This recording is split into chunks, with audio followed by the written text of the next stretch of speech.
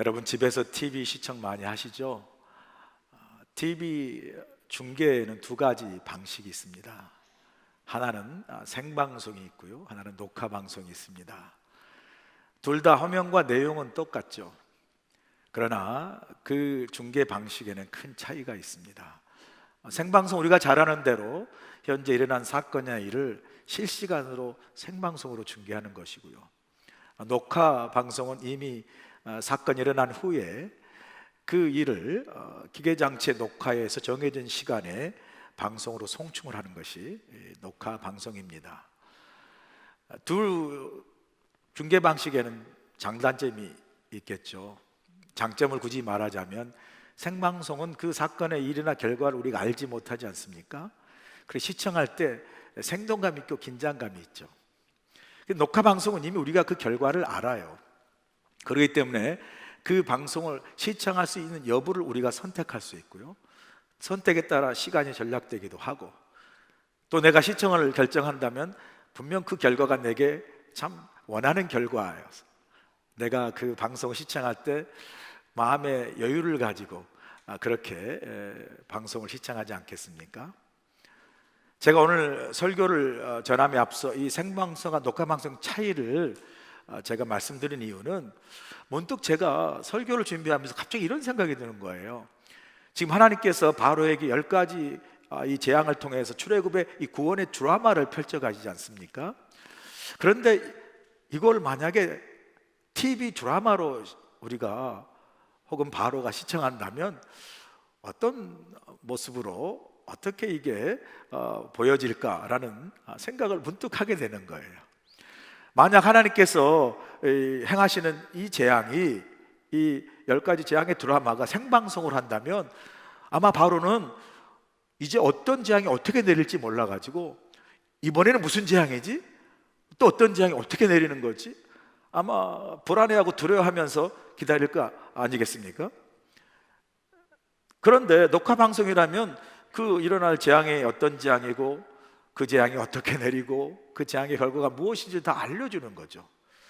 그러니 그 재앙에 대해서 내용을 알고 방식을 알기에 바로가 그 재앙에 대해서 어떻게 행동하고 결정한 걸 선택할 수 있는 기회가 있을 것이고요, 그 선택의 결과에 따라서 그 재앙을 피하기도 하고 또 면할 수도 있지 않겠습니까?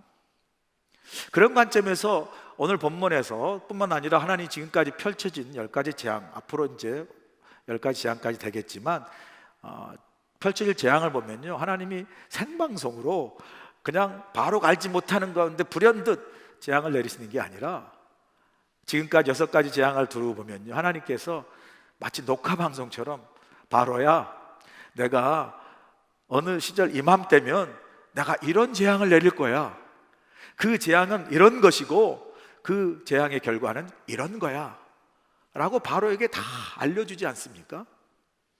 그러니까 바로가 이 재앙을 겪게 될 때는요, 그 재앙의 시기와 방식과 내용을 모르는 게 아니에요. 바로가 다 이미 하나님께로부터 마치 녹화 방송 보듯 다 듣고 알았어요. 그런 점에서 오늘 7번째 재앙, 이 무거운 우박으로 애굽의 모든 땅과 들에 있는 사람과 가축의 생명을 다 이제 치시는 무거운 우박 재앙을 내리시는데, 이것 또한 하나님께서 이 무거운 우박 재앙을 내릴 것이고 내일 이맘때 내릴 것이고 그 결과로 밭에 들어있는 모든 생명들은 다 죽을 것이라 이미 경고해 주시고 말씀해 주셔요. 말씀드린 대로 7번째 재앙, 무거운 우박에 내린 이 재앙을 통해서 여러분과 3가지 교훈을 함께 나누기 원하는데요, 첫 번째 교훈은 하나님 앞에 교만하지 말라는 교훈입니다. 본문 우리 17절 보실까요? 내가 여전히 내 백성 앞에 교만하여 그들을 보내지 아니하느냐 그래요. 이제 오늘 본문을 잘 읽어보시면 하나님이 이제 7번째 재앙을 내리시는데, 이 재앙을 내리시기 전에 하나님이 다시 한번 바로에게, 야 바로야, 내가 지금까지 얼마나 많이 너를 향해서 참고 인내하고 있는지 너 아느냐? 라는 표현을 바로에게 하나님께 직접 하세요. 그 하나님의 참으심의 표현이 본문 15절에 나와 있거든요. 내가 손을 펴서 돌림병으로 너와 내 백성을 쳤더라면 내가 세상에서 끊어질 것이나 그래요. 이게 무슨 말입니까? 내가 진짜 마음 먹고 손 걷어붙이고 너 정말 돌림병이나 어떤 재앙으로 내가 정말 마음 먹고 너 쳤으면 넌 세상에서 끝난 거야. 넌 세상에 그냥 사라질 거야 라고 말씀하시는 거예요. 그 하나님의 그 톤이 읽혀지지 않습니까? 그런데 오늘 본문에 보니까 하나님이 그렇게 하지 않으세요. 맘만 먹으면 손을 거둬서 그냥 이 바로가 땅에 사라지게 하실 수 있음에도 불구하고 하나님이 그렇게 하지 않으시고, 그렇게 하지 않으신 이유까지 말씀해 주세요. 그렇게 하지 않으신 것은 내가 너로 하여금 내가 어떤 신이고 어떤 하나님이고 내가 얼마나 전능한 하나님의 그 능력을 갖고 있는지를 내가 너희로 알게 해서, 너로 알게 해서 이스라엘 백성이 내 백성임을 깨닫게 하고, 그래 너가 알아 스스로 자진해서 내가 명한 명령을 지키고 행하도록, 그렇게 하지 않으신 하나님의 배려가, 하나님의 참으심과 인내하심이 있다라고 하나님이 말씀해 주세요.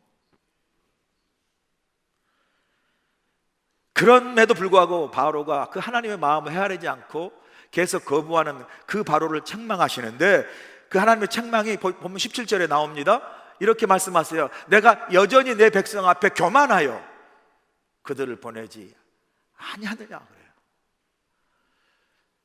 여기에 보면요, 처음으로 하나님께서 이 단어를 사용하세요. 바로에게 내가 교만하구나. 이전까지 이후로도요, 하나님께서 이 재앙 통해서 어디에서도 하나님이 이 교만하냐는 단어를 직접 사용하신 적이 없어요. 그 전에도 하나님이 바로의 마음을 표현하실 때 내 마음이 완강하고 내 마음이 완악하다라는 표현을 사용했지만, 물론 제가 설교할 때 풀어서 바로가 교만한 마음을 가졌다라고 표현했지만, 하나님께서 직접 바로를 향해서 내 마음이 교만하구나 라고 말하는 표현은 여기 하나밖에 없어요. 그래서 생각해 보게 돼요. 하나님이 바로를 향해서 이 정말 책망하고 계시는 이 교만한 마음이라는 게 어떤 마음일까? 우리가 많이 들어 알긴 하는데 이 교만한 마음이 도대체 어떤 마음인가, 그 실체를 좀 생각해 볼 필요가 있습니다. 여러분, 먼저 교만한 마음은요, 하루아침에 금방 생기는 마음이 아니에요. 여러분, 교만한 마음은 어떤 마음이냐면요, 자기 생각이나 자기 주장이나 자기 의가 계속해서 쌓여서, 마치 화석처럼 어느 순간 계속 쌓여서 내 마음에 딱딱하게 굳은 마음을 교만한 마음이라고 그래요. 그 교만한 마음이 우리 안에 자리 잡으면요, 다른 어떤 것으로도 그 마음이 쉽게 바뀌잖아요. 여러분, 교만한 사람이라고 생각한 그 사람 한번 생각해 보면 누군지 떠오르세요? 내가 떠오르세요? 그런데 떠오르는 그 사람이, 여러분이 생각하기에 교만하다는 그 사람이 그렇게 마음을 쉽게 바꾸던가요? 안 바꿔요. 교만한 사람 그 마음 쉽게 바꾸지 않습니다. 왠지 아세요, 여러분? 이미 자신의 마음이 계속 자기 중심, 자기 이로 그냥 딱 쌓여가지고요, 자기 중심적인 마음이 굳어져 있어서 자기 외에는 다른 거 안 보여요. 그리고 자기 마음에는 다른 사람 마음을 헤아릴 수 있는 마음의 여백이 없습니다.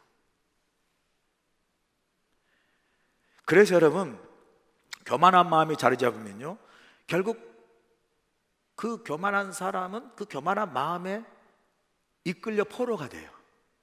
그래서 점점 어떻게 바뀌냐면요, 점점 자기중심적이고 자기 이기적이고 자신만의 의로움에 딱 사로잡혀요.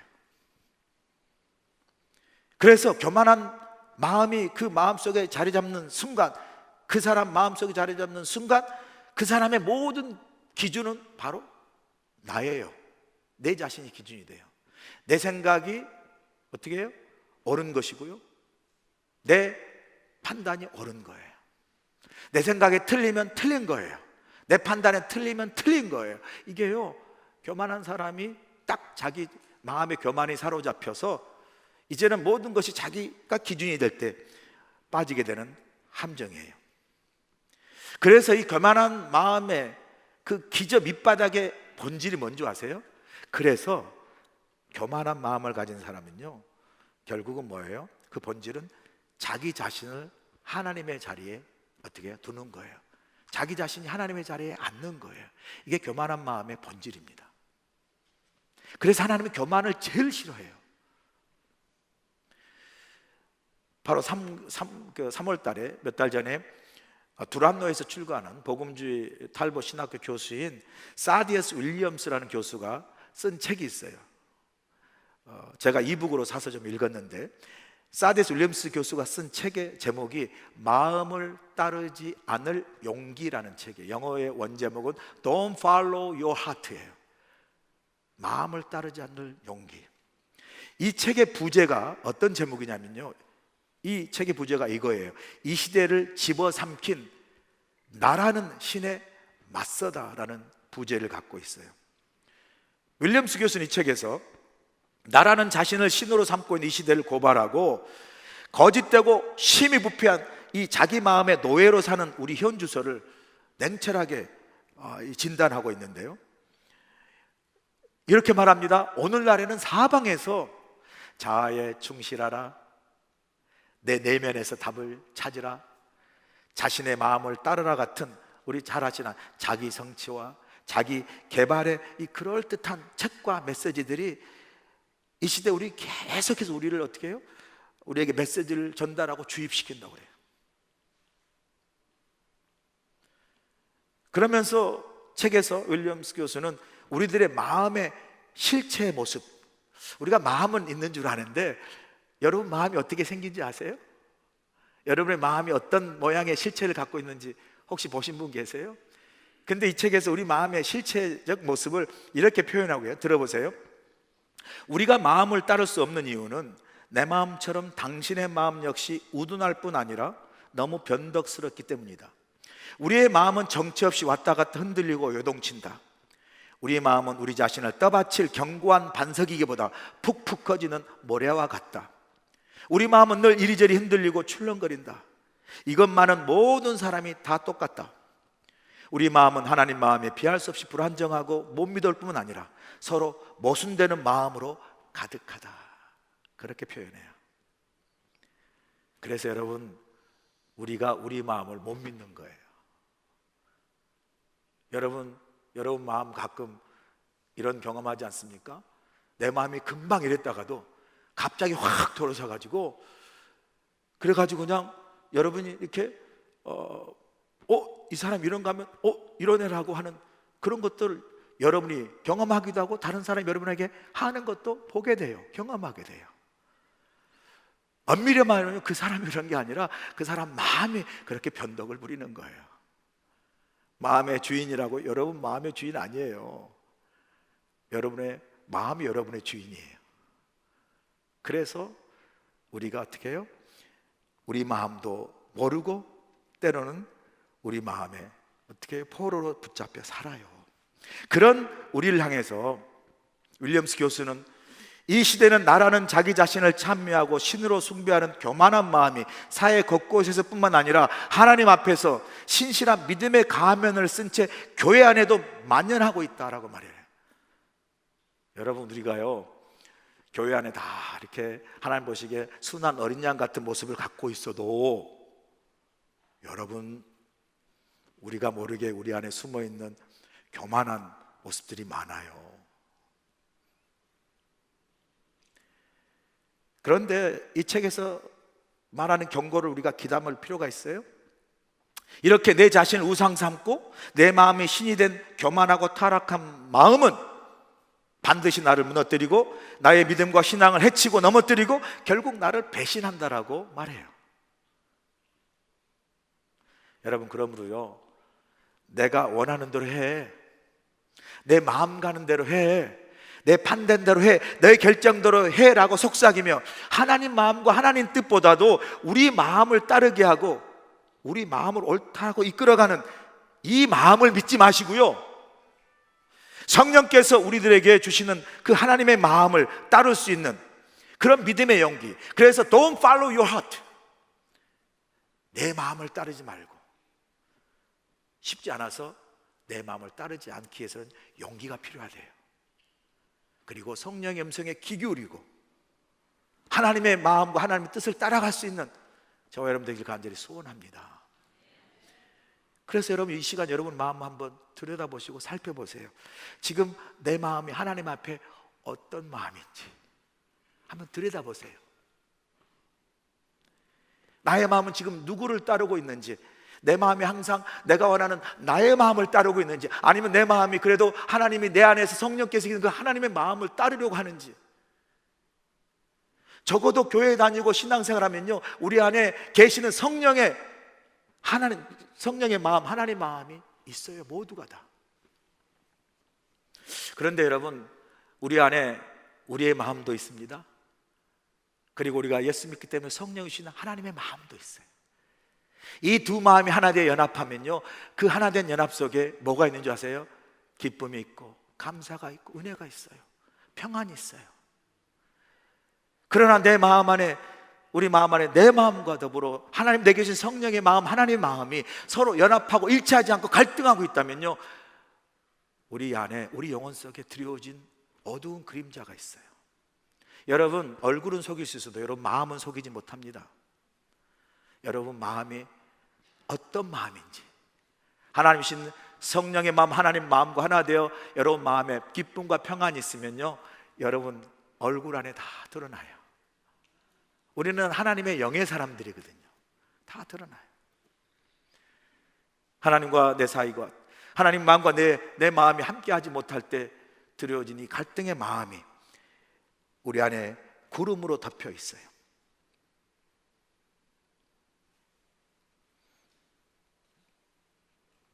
제가 한번 설교하면서 준비하면 생각해 봤어요. 하나님이 기대하시는 마음은 어떤 마음일까?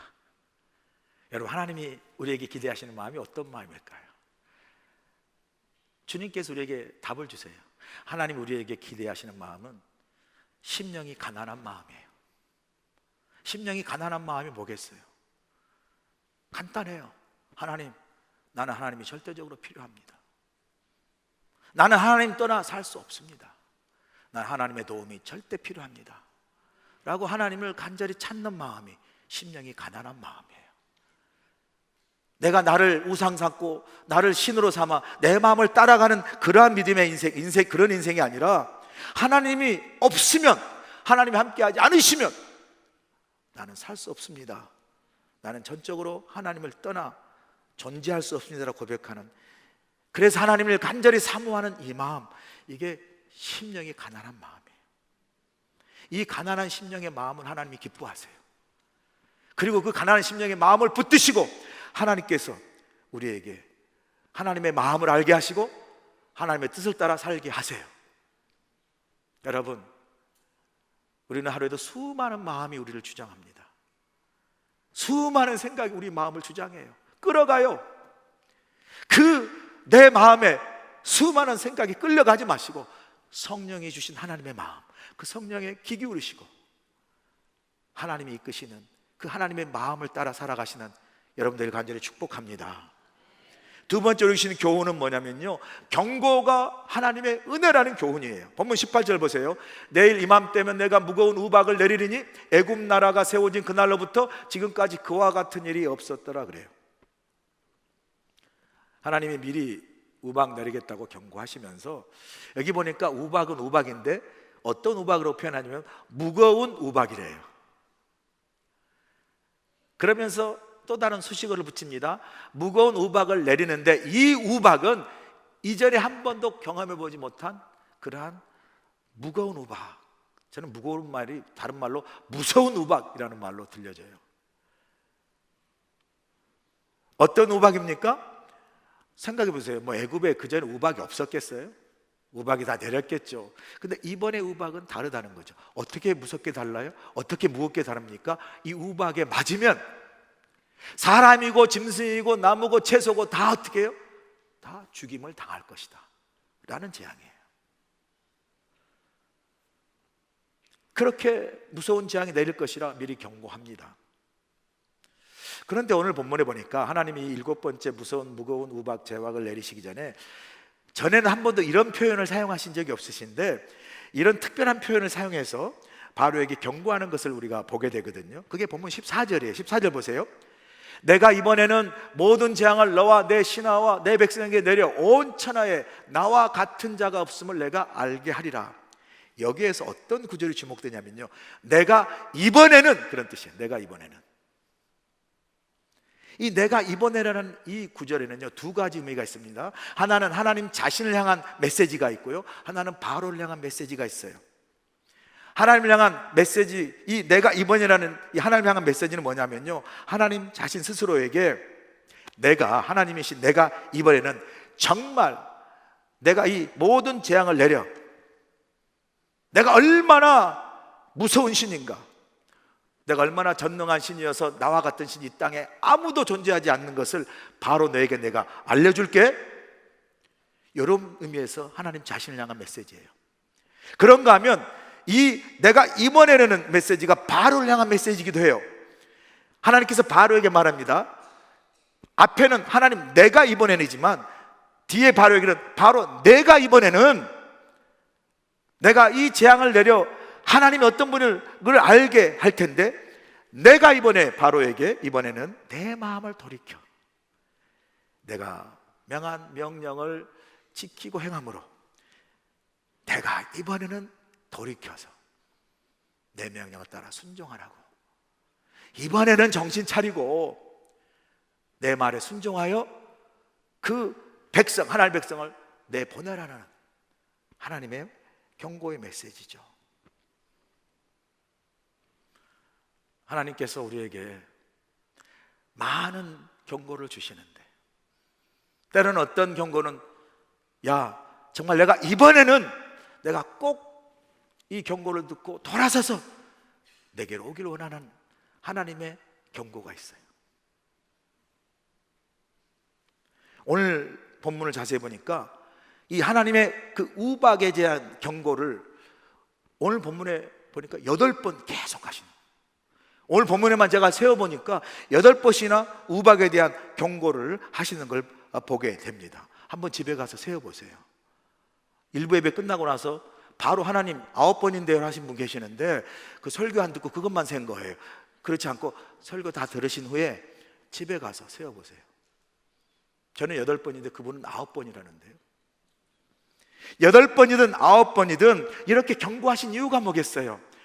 그게 하나님의 본심이에요, 여러분. 하나님의 본심이 뭐 애굽과 바로와 애굽 백성과 가축의 생명들을 그렇게 그냥 막 우박으로 내려쳐서 죽이고 싶은 게 하나님 본심이겠어요? 한 번, 두 번, 세 번, 네 번, 다섯, 여섯, 일곱, 여덟 번, 9번까지 하시면서 내가 이번에는 정신 차리고 돌아와, 내가 내릴 우박을 피하라. 그래야 내 생명과 내 백성의 생명과 내 모든 재산 가축의 생명을 피하고 그 재앙을 면하기를 원하시는 게 하나님 본심 아니겠어요? 진짜 하나님이 우리를 향한 본심을요, 그래서 요한복음에서 하나님 주님이 예수님께 직접 말씀해 주지 않습니까? 요한복음 10장 10절 보세요. 도둑이 오는 것은 도둑질하고 죽이고 멸망시키는 것뿐이요, 내가 온 것은 양으로 생명을 얻게 하고 더 풍성히 얻게 하려는 것이요. 그래요. 하나님, 우리에게 하나님께서 생명 주시기 원하는 거죠. 그런데 겨우 꺼져가는 막 그냥 그런 생명이 아니라 하나님 안에서 누리는 생명, 주님 안에 누리는 생명이 뭡니까? 기쁨과 감사가 은혜가 충만한 거예요. 더 풍성히 얻게 하려는 거예요. 사랑하는 여러분, 우리가 신앙생활 할 때 겨우 그냥 꺼질 듯 말 듯 그러한 생명으로 신앙생활 하지 마시고요, 여러분 안에 하나님 주시는 생명, 그 생명 속에 담긴 기쁨, 감사, 은혜, 평안, 이것이 충만한 풍성한 여러분들이 간절히 축복합니다. 아멘이시죠? 그래서 하나님께서 미리 경고하시는 거예요. 그리고 경고가 하나님의 은혜라니까요. 살리시기 위한 하나님의 은혜예요. 제가 지난번 교회에서 지금 전쟁 나기 전에 우크라이나 단기 선교를 갔거든요. 선교를 마치고 우크라이나 수도 키예프에서, 지금은 키우라고 그러죠, 키우에서 있는 그 체르노빌 원전 박물관이 있어요.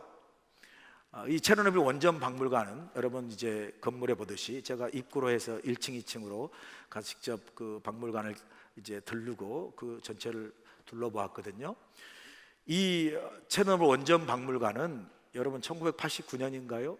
체르노빌에서 원자력 발전소에서 사고가 나서 폭발이 일어났잖아요. 그때가 토요일이었고요. 토요일 새벽 1시 반쯤인가 됐어요. 원자력 발전소가 폭발해 본 거예요. 그리고 이게 원자폭탄이나 마찬가지인 거죠. 그래서 그 새벽에 뭐 보이진 않았겠지만 버섯구름이 나지 않았겠어요?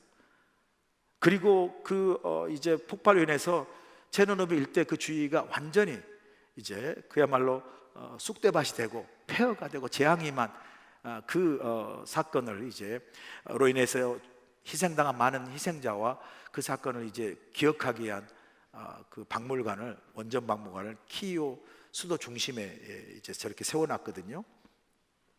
제가 그 박물관에 들어가서 쭉 이제 그 당시 일어났던 사건과 여러 뭐 과정들 그런 걸 다 보면서 그 과정에 잊지 못할 기억이 하나 있어요. 지금도 기억이 생생해요. 사진들을 쭉 보면서 폭발되고 그 폭발되는 과정에 대해서 기록한 여러 기록물과 그로 인해서 여러 폐허가 된 그런 부분들 사진 찍었는데, 어느 한 섹션에 뭐가 있냐면요, 그 체르노빌 원자력 발전소가 폭발한 그날 아침, 그날 하루의 일상을 찍어 놓은 게 있어요, 사진으로. 지금 새벽 1시에 원전이 폭발돼 가지고 그 새벽 어둠에 버섯구름이 필 것이고 그 아침에 이제 바람을 타고 방사능 낙진, 이 살인 병기죠. 낙진이 온 땅을 이렇게 덮고 있을 때 체르노빌 원전이 터진지를 모르는 시민들이요, 토요일 날 오전 아침에 엄마는 유모차에 아이를 태우고 걸어가고요, 그리고 가족들은 그 공원에 나와서 피크닉하고 사람들이 산책하는 모습이 여러컷 찍어놨습니다. 이유는 간단해요. 그 원전이 폭발되고 그 방사 낙진이 구름을 타고 떨어지는 그 가운데 아무것도 모르고 그렇게 일상의 시민들의 삶이 보여진 거예요. 여러분, 이유가 뭔지 아세요? 당시 소련 연방정부에서요, 그 체르노빌 원전 폭발 사고를 숨겼습니다. 그 사고가 밖으로 드러나고 뉴스가 되지 않도록 숨겼기 때문에 그 폭발이 터져서 방사능 낙진이 지금 바람 타고 내려옴에도 불구하고 시민들이 하나도 경고를 듣지 못하고 걸어가고 피크닉하고 산책을 한 거예요. 그리고 나서 다음 섹션에 그로 인한 많은 사람들의 희생자들, 방사능 낙진이 얼마 되지 않아서 시름시름 앓아 죽은 사람들이 수천 명이에요. 그 중에 많은 어린아이들이 그 낙진으로 희생을 당했습니다. 저는 원전 박물관에 가면 어린아이들이, 희생자들이 사진들이 나와 있는데요, 저게 어린아이들이에요. 다 어린아이들이 그냥 그 방사능 낙진으로 며칠 안에 다 시름시름 앓아 죽었어요. 그 방사능 낙진이 구름을 타고 살인병기가 되어 자신의 코와 입으로 몸으로 떨어짐에도 불구하고 경고를 받지 못함으로 희생당한 많은 희생자들이고 재앙이었어요. 여러분, 우리가 살아가는 동안 다양한 경고를 받습니다. 그 경고들이 뭡니까?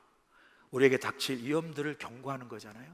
그래서 그 위험을 피할 수 있고 또 우리 생명을 지킬 수 있도록 경고를 우리가 다양하게 받습니다. 그 경고를 따를 때 우리는 그 위험을 피하고 생명을 안전하게 보호할 수 있죠. 우리 하나님이요, 그거 아세요 여러분? 여러 다양한 방법으로 계속 우리에게 경고를 주세요. 우리가 믿음 생활을 하면서 우리의 믿음을 잘 지키고 우리 영혼을 잘 지켜서 우리가 세상 여러 위험스러운 사건이나 일로 인해서 우리의 믿음이 흔들리지 아니하고 우리 영혼이 시들지 아니하고 우리가 하나님이 이미 주시겠다 약속하신 그 생명의 풍성함을 누리도록 우리를 지키시고 보호하시기 위해서 우리에게 끊임없이 경고해 주세요. 하나님은 다양한 방법으로 예배를 통해서, 이 시간 예배를 통해서, 그리고 말씀과 기도 중에, 또 여러분이 어느 순간 겪고 있는 사건이나 환경이나 어떤 일을 통해서 하나님께서요 경고해 주세요. 우리는 영의 사람이기 때문에 하나님이 성령을 통해서 우리에게 경고하시는 그 경고를요, 하나님과 친밀한 관계 속에 영적 민감성을 가지면요 그 경고를 우리가 느끼고 들을 수 있어요. 여러분의 순간 여러분 마음속에 성령께서 너찌하시고 말씀하시는 부분이 있잖아요. 어떤 겁니까? 내가 이러면 안 되는데, 이건 하나님 기뻐하시는 일이 아닌데, 라는 건요, 하나님이 우리에게 주시는 경고예요. 성령께서 영으로 우리가 하나님과 민감성을 가지고 하나님 경고하신 그 경고를 들을 때 우리가 하나님의 그 경고를 받고 순종하면요, 그 경고 속에 주시는 하나님의 인도하심과 보호하심과 은혜를 경험하게 될 줄로 믿습니다. 여러분, 혹시 하나님께서 이 시간 말씀하시는 거 있으세요? 최근에 여러분 마음속에 이렇게 하라 말씀하시고 이러면 안 되는데 말씀하신 거 있으세요? 하나님의 성령으로 여러분에게 주신 경고예요. 인도하심이에요. 그 성령의 너찌하심과 성령의 이끄심에 순종하시고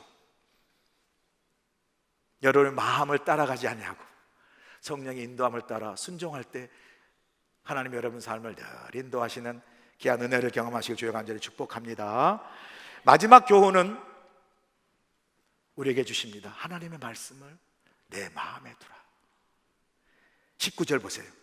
이제 사람을 보내어 내 가축과 내 들에 있는 것을 다 모으라. 사람이나 짐승이나 무릇 들에 있어서 집에 돌아오지 않는 것들에게는 우박이 그에 내리리니 그것들이 죽으리라 하셨다 하라 하시니라 그래요. 하나님이 경고한 대로 우박을 내리세요. 그런데 잘 보니까 이 19절 보니까 우박으로 그냥 그마저 다 죽게 내버려 두지 아니하시고 자세히 살펴보니까 그 우박을 내리시겠다 경고하시면서도 그 우박을 알리도록 사람을 보내시고 또 그 우박 그 재앙을 피할 길도 알려주세요. 어떻게 말합니까? 사람을 미리 보내요. 사람이나 가축이나 들에 있는 모든 걸 다 모아서 집에 들이라고 말합니다. 그렇게 집에 다 모아들이면 그들이 우박 재앙을 피하고 살 것이다 말이에요. 반면에 그렇지 않은 사람은, 들에 남아있는 사람은 다 죽임을 당할 것이라고 경고하시고 피할 길을 다 알려주지 않습니까? 그래서 7번째 재앙의 특징이 뭐냐면요, 이 재앙은 피할 수 있는 재앙이에요.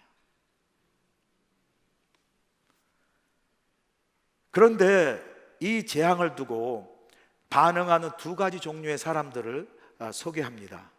첫 번째 종류의 사람이 본문 20절이죠. 바로의 신하 중에 여호와의 말씀을 두려워하는 자들은 그 종들과 가축을 집으로 피하여 들었으나 그래요. 여호와의 말씀을 두려워하여 자신과 그 종들과 가축을 집으로 들인 사람들은 어떻게 해요? 다 생명을 보호받고 그 우박을 피했다라는 거죠. 또 한 부류의 사람들이 있습니다. 21절의 사람들이에요. 보세요. 여호와의 말씀을 마음에 두지 아니하는 사람은 그의 종들과 가축을 들에 그대로 두었더라 그래요. 여호와의 말씀을 마음에 두지 않았다는 말은 뭐겠어요? 하나님 주신 말씀을 무시했다라는 거예요. 경고를 무시했다라는 거죠. 그래서 그들의 짐승과 종들과 가축을 그대로 두었더라. 더 이상 말이 필요 없어요. 그대로 두었다는 그 다음은 뭐겠어요? 그래서 다 죽었더라예요. 말할 필요가 없는 거예요. 하나님의 말씀을 두려워하여 경고를 들은 사람은 살았고요, 그 마음을 마음에 두지 않고 무시한 사람은 다 죽었어요. 일본의 히로시마에 원폭이 투하되지 않습니까? 그 원폭 이름이 리틀보이예요. 그리고 3일 후에 나카사키에 떨어진 원폭은 팻맨이라고, 팻맨이라는 그런 이름을 가진 원폭이거든요. 원자폭탄. 그런데 1945년 8월 6일 주일날 아침에 8시 15분에 히로시마에 원자폭탄이 투하되거든요, 리틀보이가. 그런데 사실은 기록에 의하면 3, 4일 전에 미국이 비행기를 통해서 히로시마를 떠나라고 이미 경고문을 아주 그냥 삐라로 쫙 뿌립니다. 그 내용에 차이는 있지만 간단히 이런 거예요. 히로시마 시민에게 경고한다. 모든 시민은 8월 6일 아침 9시까지 예를 들어서 50리 밖으로 대피하라는 그러한 경고예요. 대부분 사람들이 그 경고를 무시하고 대피하지 않았습니다. 그 원폭이 떨어지는 순간 그 버섯구름으로 그 히로시마가 덮은 이 구름과 함께 그 덮은 불바다가요, 히로시마 도시를 재로 만들었다고 하지 않습니까?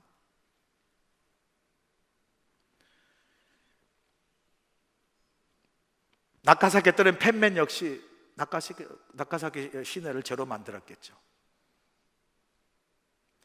오늘 제가 이 설교를 준비하면서 갑자기 그 히로시마에 떨어진 리틀보이하고 그 낙하산께 떨어진 팬맨이 생각나더라고요. 왜냐하면 오늘 보면 그러니까 하나님의 하늘에 내리시는 이 무거운 우박재앙이요 불덩이와 함께 섞여 내렸다고 이야기합니다. 보면 24절 25절 보세요. 우박의 내림과 불덩이가 우박에 섞여 내림이 심히 맹렬하니 나라가 생긴 이래로 이와 같은 일이 없었고요. 25절 보니까 그 우박이 애굽 온 땅의 사람과 짐승을 막론하고 다 밭의 채소들의 나무를 다 초토화시켰다라고 얘기합니다. 그럼에도 불구하고 여러분 잊지 마세요. 하나님께서 이 우박재앙, 이 무서운 우박재앙도 피할 길을 미리 주셨습니다.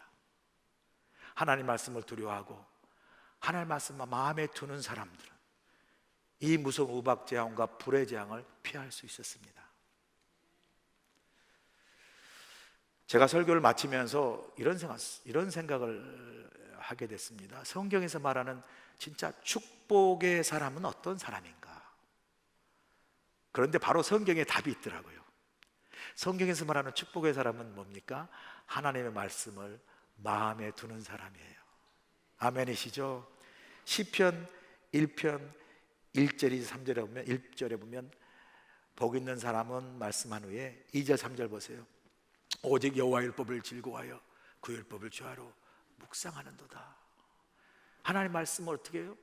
주야로 묵상하는 하나님 말씀을 마음에 두는 사람을 말합니다. 그게 복된 사람이라는 거예요. 그런 사람을 어떻게 축복하신다 말씀합니까? 3절입니다. 그런 시냇가에 심은 나무가 철을 따라 열매를 맺으며 그 잎사귀가 마르지 않는 것 같으니 그가 하는 모든 일이 다 형통하리로다. 여러분 제가 이 시간 묻고 싶어요. 자, 여러분 마음을 한번 살짝 들여다보시고요. 지금 여러분 마음에 무엇이 들어있습니까? 여러분 마음에 무엇을 여러분 마음 안에 두고 계십니까? 매일매일 수많은 마음과 수많은 생각이 여러분의 마음을 사로잡지 않습니까? 오늘 성경이 말씀합니다. 그 무엇보다도 여러분 마음에 하나님의 말씀을 두시길 간절히 소원합니다. 여러분 마음에 하나님의 말씀이 거하기를 소원해요. 그렇게 내 마음에 둔 하나님의 말씀, 그렇게 내 안에 거하는 하나님의 말씀이 살아서 내 삶을 인도하고 내 삶 하나님이 원하시는 그 길을 걷게 하며 내가 어떤 상황에 있더라도 모든이 협력하여 시냇가에 심은 나무처럼 형통한 삶으로 인도하시는 생명의 말씀으로 여러분의 삶을 인도하시고 축복하실 줄로 믿습니다. 여러분 한 가지 비밀만 말씀드리고 제가 설교 마칠게요. 제가 매일 기도하는 가장 좋아하는 특별히 기도하는 구절이 있어요. 그게 뭔지 아세요? 매일 기도하고 내 인생이 정말 이렇게 살기 원합니다. 내 기도의 소원이고 내 평생의 소원. 시편 1편 3절의 말씀이에요. 다 같이 한번 읽을까요? 시작. 그는 시냇가에 심은 나무가 철을 따라 열매를 맺으며 그 잎사귀가 마르지 아니함과 같으니 그가 하는 모든 일이 다 형통하리로다. 아멘. 사랑하는 여러분, 하나님 말씀을 마음에 두시고 이런 형통한 삶을 사시길 주의로 간절히 축복합니다. 기도하시겠습니다. 좋으신 아버지 하나님, 오늘 주신 말씀을 마음에 새깁니다. 늘 하나님 앞에 교만하여 갓기 제갓길로 가는 그릇된 양과 같은 우리를 길이 참으시고 늘 인내하셔서 하나님의 바른 길로 인도하시고, 특별히 하나님, 우리가 하나님의 온전하게 서도록 늘 성령으로 경고하시고 은혜 속에 거하게 하시며 날마다 살아가는 하나님의 말씀 우리 심령 속에 거하게 하셔서 우리가 말씀을 따라 주야로 주님의 말씀을 마음에 두어 살아있는 말씀 우리를 인도함으로 형통한 삶을 살도록 축복하여 주시옵소서. 예수님의 귀하신 이름으로 감사하며 기도합나이다. 아멘. 이제는 우리 주 예수 그리스도의 크신 은혜와 우리 하나님 아버지의 무한하신 사랑하심과 성령님의 감화감동 역사하심이 늘 그릇된 길로 교만한 길로 가는 우리를 주께서 붙들어 주의 선한 길로 인도해 주시고 우리 심령 속에 하나님의 말씀을 마음에 두어 우리의 마음을 따르지 아니하고 늘 성령의 음성에 귀 기울이며 하나님의 말씀을 따라 그 말씀에 마음을 두어 주님과 동행함으로 평생 살아가는 동안 시절을 쫓아 열매를 맺는 시냇가에 심은 나무처럼 주님 안에서 누리는 참된 평안과 기쁨과 형통한 삶을 우리 모두가 살아갈 수 있도록 함께하여 주시옵기를 예수님의 귀하신 받들어 간절히 축원하옵나이다. 아멘.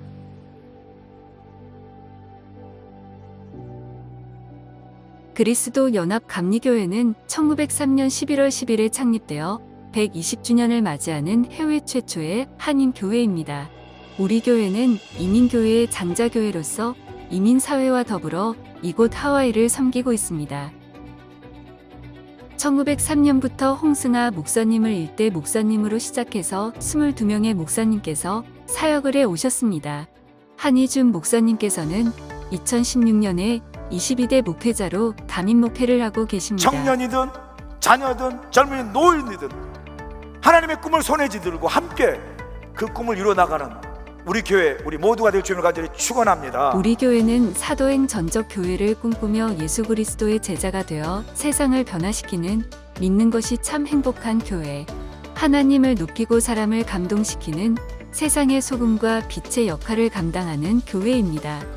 예배는 전통 예배와 열린 예배를 통해서 살아있는 예배, 찬양과 감동이 있는 예배, 특히 한희준 목사님의 설교를 통해 성도들에게 비전과 영적 도전을 주고 성도들의 삶에 적용되는 말씀으로 은혜의 시간이 되고 있습니다. 우리 교회는 속회와 선교회를 통해 성도들의 건강하고 행복한 삶을 위해 서로 격려하고 돌보는 작은 교회 공동체를 이루며 서로를 위해 기도하며 말씀을 나누며 복음의 능력으로 선교적 역할을 감당하고 있습니다.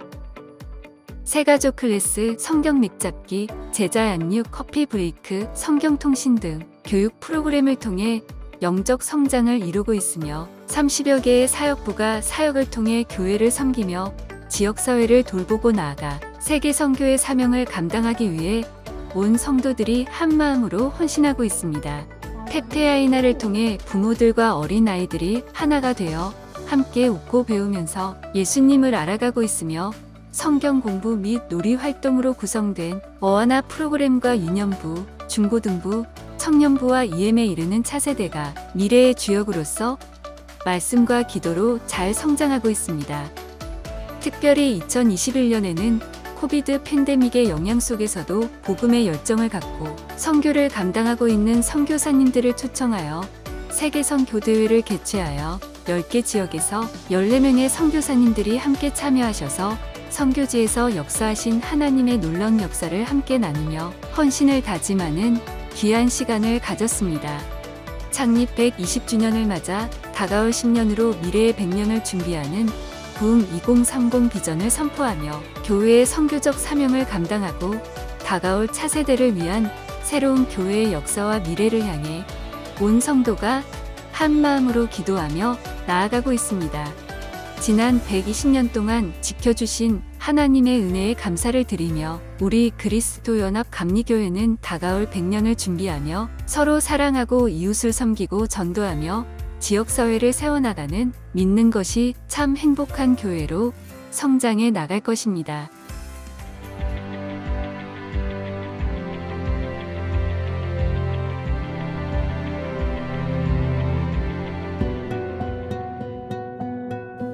Aloha! This is Eunju Hwang, serving both the preschool and kinder children who God has given to us.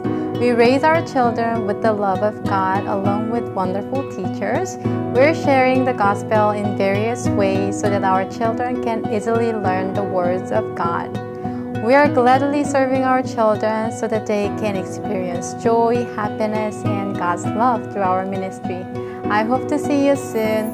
Mahalo! Aloha and welcome. I am Director Ellen No for Awana and Elementary Ministry.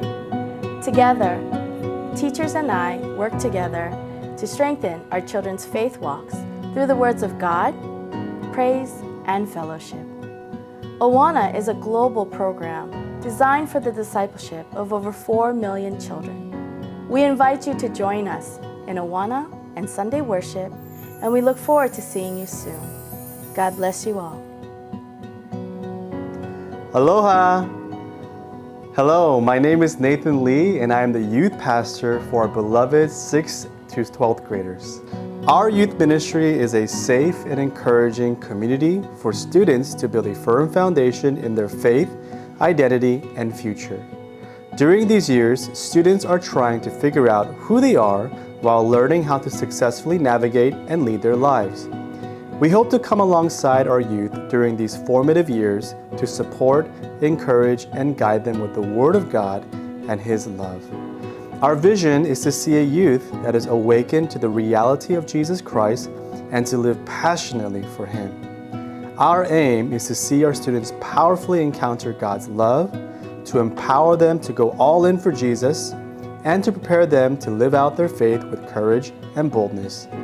Our prayer is that our students will discover their eternal security in the purpose and the hope of the gospel as they experience the living power of the Holy Spirit in their personal lives.